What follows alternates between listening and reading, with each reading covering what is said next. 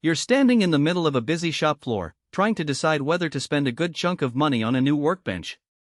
The big question is always the same: will this thing actually hold up day to day, stay level under heavy loads, and not eat up half the budget for something that looks nice but never gets used?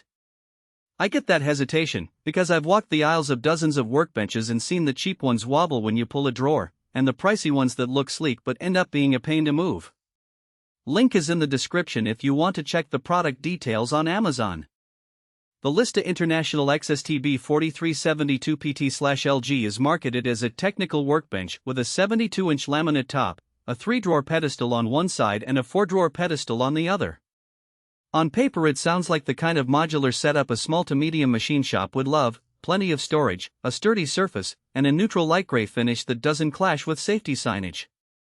The first thing I wanted to verify was whether the bench can actually take the kind of weight you throw at it when you're tightening a large motor housing or loading up a batch of heavy castings. The spec sheet says each drawer can hold 165 pounds, and that's a concrete number you can test with a couple of sandbags. In practice, the drawers stay square and the tracks don't sag, even after a day of loading and unloading 150+ pounds of parts. That's a real win for anyone who needs to keep tools, fasteners, and small components organized without worrying about the whole thing collapsing. Now, let's talk about daily usability. The top is a 72-inch plastic laminate surface.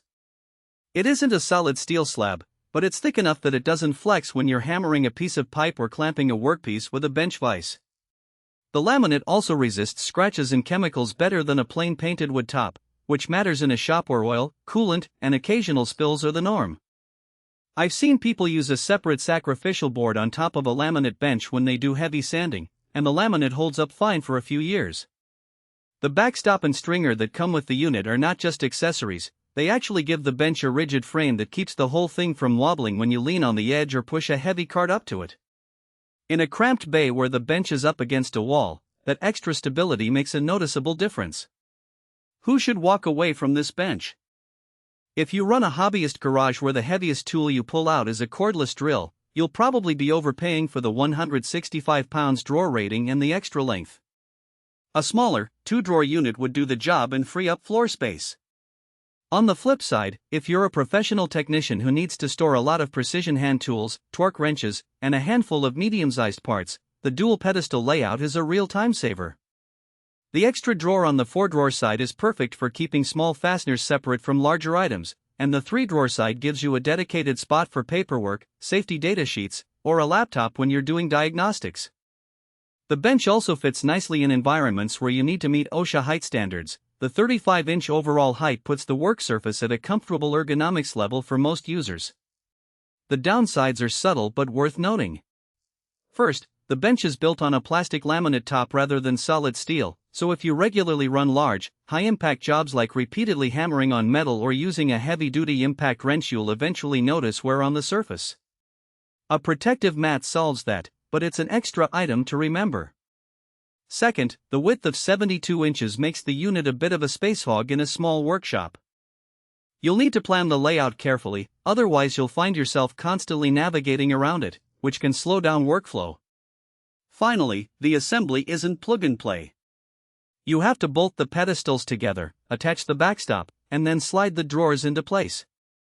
It's doable with a basic toolbox, but if you're not comfortable with a few wrenches, you might need a second pair of hands or a quick call to a local handyman. Overall, the value of this Lista workbench comes from the combination of drawer capacity, the built-in stabilizing frame, and the generous surface area. When you compare it to other benches in the same price range, you'll notice that many competitors either skimp on drawer strength or leave out the backstop, which can lead to a wobbly experience.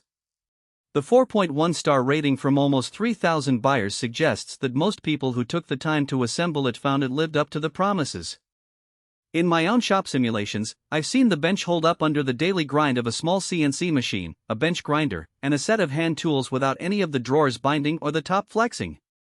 If you're still on the fence,